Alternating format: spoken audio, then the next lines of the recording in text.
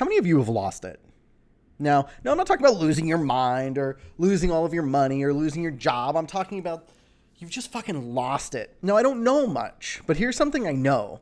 And what I know is that, as we get older, as time goes by, we lose the vision maybe that we had for our life, or that vision gets clouded over with responsibilities, or the reality of circumstances changes the life course that we had envisioned. And so many people so often get lost in, well, I thought it would have been this, it should have been that, or the woulda, shoulda, coulda, which is bullshit. We get lost in the what it could have been, what we think it should have been. And oftentimes we stop visualizing, stop seeing, stop dreaming. That's the big one. We stop dreaming and seeing, well, what could it be? Because we get weighed down with the responsibilities of a mortgage, a marriage, kids, jobs, life. And that's okay. The challenge that we have, and the opportunity more than the challenge, is to take a minute to start to re-envision what that life is. For me, 10 years ago, 15 years ago, I would look at it and I'm like, oh man, I'm going to run multiple multi-billion dollar companies. I'm going to be, this kind of person. I'm going to do this kind of thing. No, I'm successful, and I've been more successful in life as its undulations, but I run an 8-figure manufacturing company right now, right?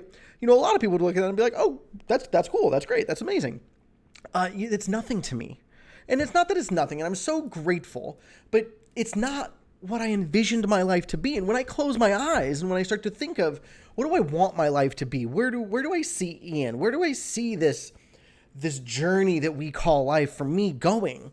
I don't necessarily know. And for me, that's a problem. I have lots of ideas and I have lots of thoughts and I have lots of, goals and aspirations, and I'm working towards things. But what is the vision? What is the person I see? Who is the person that I see when I close my eyes and I take a minute and I step back and I just take a second and look? Who is it that I see? And the crazy part here is when I do that, when I take a minute and I take a step back and I think about it, and I let myself start to reimagine the best possible version of myself. And then I step into that in my mind. I step into being that person. How does that person act? What do they say? How do they show up? What do they do? What does their day look like? How do they respond in every situation? My life fucking changes like that, man. It's crazy. And it's just because I get to, not that I take a second and I take a step back, which is really valuable, but it's that I start to dream. I start to shift how my brain's thinking. I start to act in accordance with, the best possible version of myself, as opposed to the everyday reality of the stuff I have to get through on the day-to-day. And it's fundamentally different. They're two fundamentally different people. Yes and no, right? Yes, I'm the same Ian. I'm the same person. You're the same person, but you're not.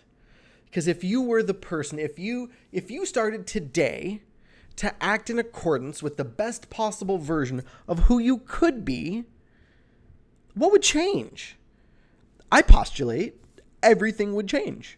Everything in your life would start to change. Now, I'm not going to say that's always good. Oftentimes you're going to have things that get removed, and removal is painful, man. Removal sucks sometimes in the moment.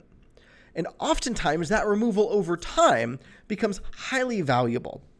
So we started off by saying we get lost in, the woulda, shoulda, coulda been, because we stop dreaming of who we are, who we could have been, and we get stuck in the everyday reality. So what I know is this: start to dream, start to hope, start to fucking play. Let your mind run rampant with what's possible outside of the everyday realities of your responsibilities. I don't know much. I know that.